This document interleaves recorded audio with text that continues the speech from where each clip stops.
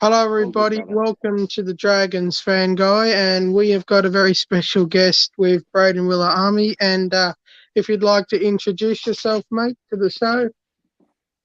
Yeah, mate. I'm brayden wiliame, currently playing with the New Zealand Warriors at the moment. Been here for about 5 weeks now, so yeah, it's real exciting.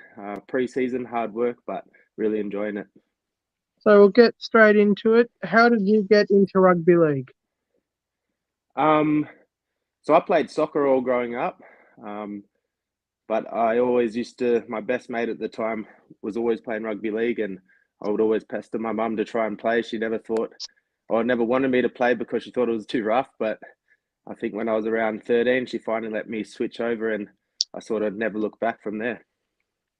And what's your favourite moment in your career in the My NRL favorite or moment. Super League or whatever? Um, so I think I've got two. So first one is the 2017 World Cup. We beat New Zealand. Fiji beat New Zealand. So that was pretty special. It's the first time our little nation had ever beat a tier one nation. So that was pretty big. And then the second's probably the 2018 Challenge Cup. So we played. I was playing for Catalans at the time, and we beat the Warrington Wolves. Massive underdogs in that game. We're probably underdogs in most of the games during that competition. So that was a big achievement for us. It was the first piece of silverware that we'd won for Catalans. So to take that back to France was pretty cool. Hey, mate, up the Wolves. Has that you go for in Super League? Yeah, I do. Yeah, Yeah, nice. they've got like 8 Dragons players, former Dragons players in the team. So Yeah, that's it's true. not. Yeah. So the next question is, what's your thoughts on the Dolphins entering in the competition? I think it's really good. Um, I know for a long time there they were pushing for a Central Coast team to be there, which I would have loved because I'm a Central Coast boy. So, but I think any sort of push to expand the game and grow the game, I support, and I'll get around it. How did you get to signing with the Warriors? Um, it was sort of a weird one. So I spent a year in France playing rugby union over the last year and a half. So um, being over there and playing rugby, it was a great experience, but I didn't quite get the hang of it as much as I would have liked to in that time. So I was looking to get back to rugby league for this season. I wasn't necessarily looking at NRL teams, but um, Andrew Webby gave me a call, the new coach here at Warriors, and he gave me the rundown of what they're looking for and um, where he sees the team going, and within 5 minutes, he sort of convinced me to make the move and bring my family over here to New Zealand. So how's that been for you with all the moving and all? Like, has it been enjoyable or stressful or? Um, oh, it's always pretty stressful. I've got a habit of doing last minute moves with me and my family. So when we went to when we went to Catalans the first time in 2017, we packed up our house within a week and a half and had to go. Um, and then leaving Catalans to go Dragons, we packed our house up in about a week and headed over to back to Australia. And then this move to New Zealand, we were done in about a week and a half. The good thing was though, I headed over here to New Zealand by myself for the first bit of preseason, and my family will come over in a couple of weeks. So it's been really good to set up our house and get a feel for the area before I get everyone over, so I can make the move for my family as comfortable as possible. So how's the pre-season been for you? Yeah, it's been good. Um, sort of as players, you sort of know that it's not something that you look forward to necessarily preseason, but I think it's a necessary thing for teams to get prepared for a big and grueling season. So it's always hard work, um, plenty of tough field sessions, conditioning sessions, gym sessions, all the above, and we're looking pretty good at the moment, and slowly growing ready for the trials. So how's it like playing for the Dragons, mate? I really enjoyed my time at the Dragons. For Not me, it was a Catalan, just to make it nah, clear, nah. not Catalan. You're So I should have Dragons. made that clear. No, you're right, mate. No, it was a for me at that point in time. I was looking.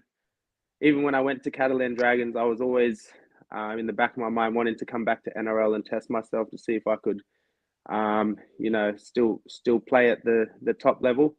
I obviously NRL is the best competition in the world, and I wanted to come back and see if I could do it. So to come back there and get given the opportunity, uh, was a massive thing for me. And I feel like while I was playing there, I was playing some pretty good footy, bar a few injuries, but I really enjoyed my time there, and um, I'm grateful that I got to pursue that. So what clubs have you been professionally at in Australia in the NRL level? Okay, so I did 3 years under 20s at Melbourne Storm. Then I went to Parramatta first grade for 1 year.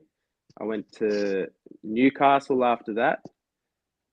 Um, was in the NRL squad, but I was just playing New South Wales Cup. And then I went to Manly for 2 years. The list goes on. And then I went to Catalan for 3 years. And then I went to Dragons for two, as you know. And then Yep. did a year's stint playing rugby union at USAP in the top 14 competition. And now I'm at New Zealand Warriors. Bit of a journeyman, mate. And yeah, same as Moga, Taute Moga, same kind Yeah, of. yeah, yeah, yeah. So the other question I got for you, if you were stuck on a desert island and you could only bring three NRL players to save you, and they could be any player, who would you pick? 3 NRL players that can save me. Um, I don't know who could save me in the NRL. Or the Super League, either one, mate. It doesn't matter. Um, I'm feeling like Tamati Martin. He likes his hunting, so I think he'd be all right on a deserted island. He could get us some food. Um, Far out. I don't even know. I'll just stick with him. I think he'll be able to save me. And how are you adapting to the life in New Zealand compared to the weather type of stuff? Because I've heard some players have gone to New Zealand and it really shocks them with the weather. I just wondered, from your perspective, how's it been? Um, yeah, so the weather's a bit all over the shop, to be fair. So in summer, it goes for every season in a day. So it'll be storming 1 minute. It's bloody 35 degrees out there right now. But coming from France, mate, it's very cold in winter and similar to Australian summer. So I'm used to the climate changes. So it won't mess me around too much. And so, who's your favourite NRL player of all time?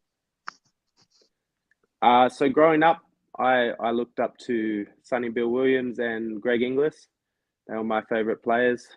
Sonny Bill, I used to love the big hits that he'd put on when the shoulder charge was allowed, and then Greg Inglis, such a freak player, very elusive, very fast. And that palm that he left his handprint on many players' chests coming through. So they were my favourite two people coming when I was younger. And how was it like making your NRL debut?